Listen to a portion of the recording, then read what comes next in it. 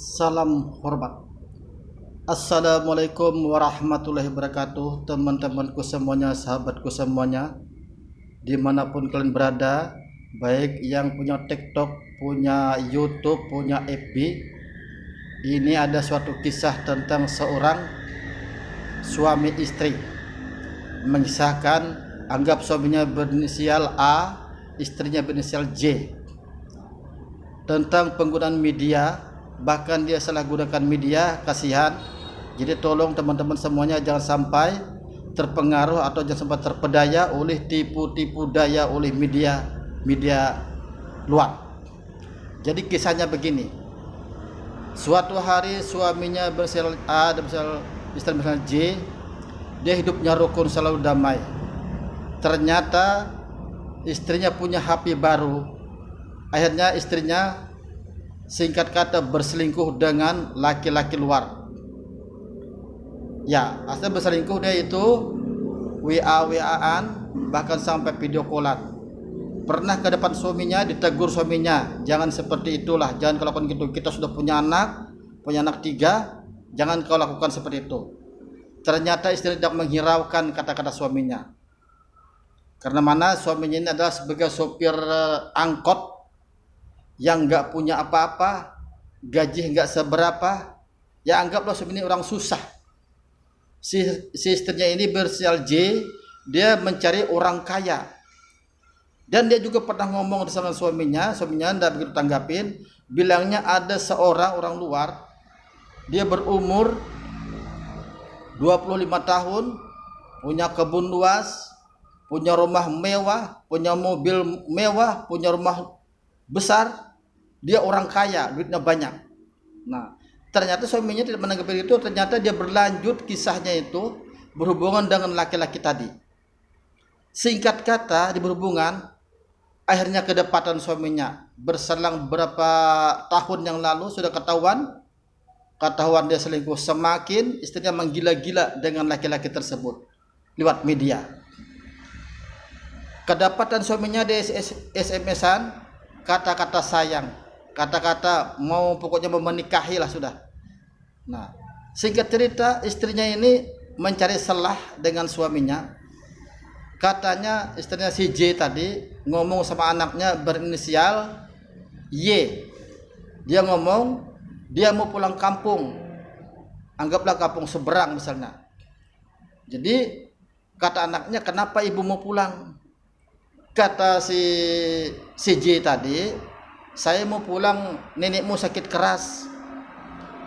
Anaknya tidak percaya, si Y tadi percaya sepenuhnya. Dia teleponlah keluarganya di pulau seberang. Disebut oleh keluarganya, bilang anaknya tadi, benarkah nenekku sakit keras di kampung?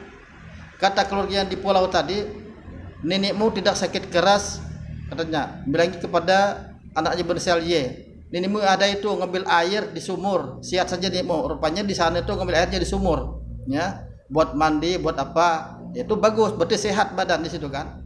Nah, ternyata ini istrinya bohong kepada suaminya, bilang neneknya sakit keras, mamanya sakit keras. Berselang 2 minggu kemudian, akhirnya mamanya tadi jatuh sakit keras. Akibat itu kebohongan si J tadi kepada suaminya, pada anaknya, akhirnya dia jatuh sakit keras, rebah di kamar mandi. Tiba-tiba suaminya ini ditelepon oleh istrinya. Suaminya kaget, kok tiba-tiba istrinya telepon dia. Sebenarnya dulu suaminya telepon, suaminya WA, tidak pernah dibalas, tidak pernah dijawab. Bilangnya, saya jijik lihat mukamu, meludah. Bahkan saya nggak ada nafsu sama kamu, saya mati rasa dengan kamu. Bilangi suaminya yang berinisial A tadi. Betapa sakit hatinya suaminya di situ. Dibilangnya mati rasa, nggak ada nafsu, sudah muak lihat mukamu, katanya. Karena dia sudah terpengaruh dari kata-kata orang luar tadi ingin menikahi dia. Tapi suaminya tetap sabar. Akhirnya tadi singkat cerita, pulang kampung, bilangnya, saya mau pulang kampung, telepon. Bilang suaminya, enggak boleh pulang. 3 kali gitu, bilang suaminya, kamu enggak boleh pulang. Pokoknya saya pulang, bilang suaminya, enggak boleh pulang. Berangkat istrinya si J tadi, kamu berikan saya pulang, itu orang tua sakit keras bilangnya. Suaminya nggak percaya begitu saja, teleponlah keluarganya yang berinisial M yang berada di Kalimantan, dan telepon kakaknya yang berinisial N. Jadi benarkah ibu di kampung sakit keras? Kata keluarganya berinisial M, benar itu, ibunya sakit keras, rebah di kamar mandi. Baru suaminya mengizinkan, kalau begitu silahkan kamu pulang kampung, rawat ibumu dengan baik, jangan pulang ke Kalimantan dulu. Rawat ibu dengan baik, jangan pulang kampung dulu sampai sembuh.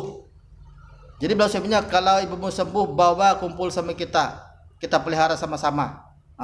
Masih baik suaminya. Pulanglah istrinya. Jadi pulang itu suaminya masih baik hati, dibelikan oleh-oleh untuk pulang kampung, terus dikasih uang untuk ongkos pulang dan kembali. Tapi istrinya itu yang bersalji itu tetap aja nggak bagus sama suaminya. Diantar naik kapal nyebrang pulau, pulang kampung. Singkat cerita, tidak pernah telepon, tidak pernah WA. Tiba-tiba mau WA istrinya ini sama suaminya berinisial A tadi, minta apa? Meminta cerai. Suaminya kaget, kok tiba-tiba minta cerai? Sebenarnya suaminya tidak mau menceraikan dia. Jadi suaminya berpikir 3 jam. Di situ semakin kuat keyakinan suaminya, berarti ini dia sudah ada perjanjian, suatu ikatan untuk suatu pernikahan kepada laki-laki orang luar tadi. Kata suaminya, kalau dia memang begitu minta cerai, sebenarnya saya tidak mau menceraikan kamu sebagai ibu dari anak-anak kita, bahkan kamu sebagai istri saya yang sah. Tetapi kata-kata ini tidak pernah saya katakan, tidak pernah saya ungkapkan. Kalau kamu bersikeras minta cerai, oke, kata suaminya, saya jatuhkan kamu suatu talak. Jatuhkan talak waktu itu oleh suaminya, sebarkan ke orang-orang bahwa istri saya sudah jatuhkan talak, kata suaminya. Ditalak suami istrinya tadi, jatuhkan talak. Singkat cerita, istrinya ini rupanya mengharapkan dari kata-kata orang luar tadi, ingin menikahi dia, ingin menjemput dia di kampung, ingin mengambil dia. Sampai saat ini, sampai sekarang belum kunjung tiba, belum kunjung datang. Suaminya sudah terlanjur benci, bahkan suaminya pun sampai saat ini juga melihat mukanya juga jijik, bahkan melihat mukanya juga tidak mau ketemu lagi dengan mantan istri tadi yang bersinyal J, karena dia begitu membohongi suaminya, begitu menjelimi suaminya.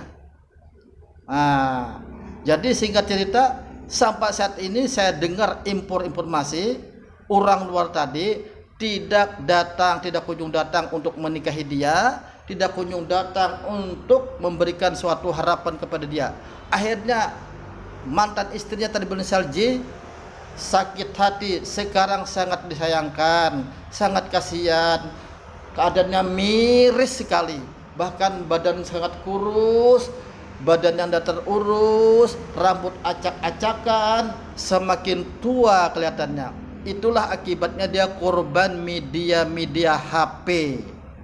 Jadi tolong teman-teman saya yang baik hati, yang beriman, teman-teman saya yang berada di FB, yang berada di TikTok, yang berada di YouTuber, tolong jangan sampai kalian terpengaruh dengan media-media janji-janji palsu semua itu. Itu adalah suatu kebohongan. Tapi bisa kita percaya dengan ada kaitannya suatu pertemuan dulu bagaimana jasanya.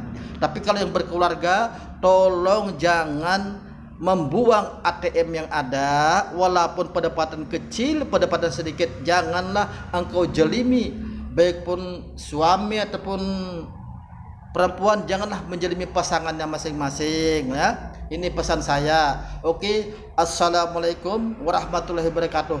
Kira-kira pendapat Anda siapa yang salah kira-kira? Apakah suaminya yang salah ataukah istrinya si J tadi yang salah? Oke, makasih. Bye.